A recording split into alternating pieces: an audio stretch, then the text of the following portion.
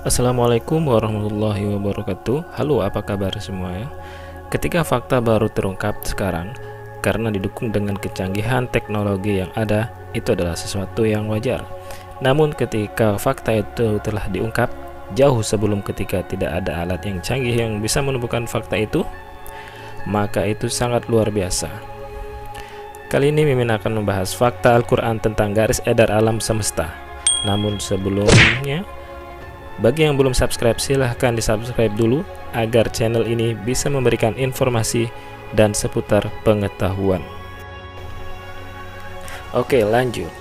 Tatkala merujuk kepada matahari dan bulan, di dalam Al-Quran ditegaskan bahwa masing-masing bergerak dalam orbit atau garis edar tertentu. Hal ini sudah disebutkan sekitar 1500 tahun yang lalu di dalam Al-Quran yang berbunyi, dan dialah yang telah menciptakan malam dan siang, matahari dan bulan. Masing-masing dari keduanya itu beredar dalam garis edarnya. Surat Al-Anbiya ayat 33. Dan disebutkan pula dalam ayat yang lain bahwa matahari tidaklah diam, tetapi bergerak dalam garis edarnya tertentu.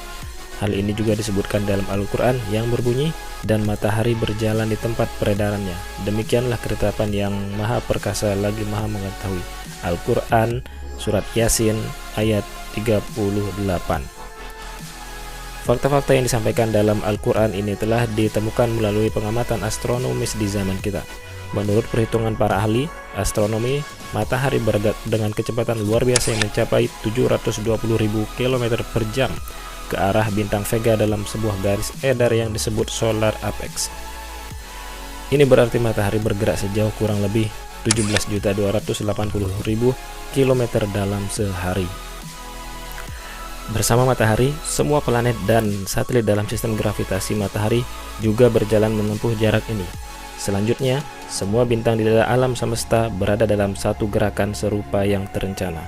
Sebagaimana komet-komet lain di dalam raya, komet Halley sebagaimana terlihat di atas juga bergerak mengikuti orbit atau garis edarnya yang telah ditetapkan.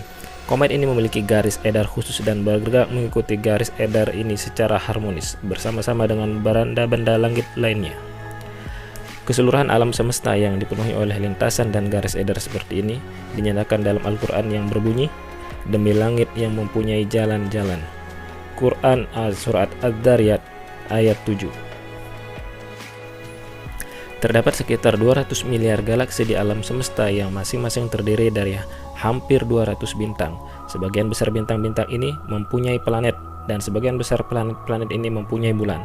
Semua benda-benda langit tersebut bergerak dalam garis peredaran yang diperhitungkan dengan sangat teliti. Selama jutaan tahun, masing-masing seolah-olah berenang sepanjang garis edarnya dalam keserasian dan keteraturan yang sempurna bersama dengan yang lain.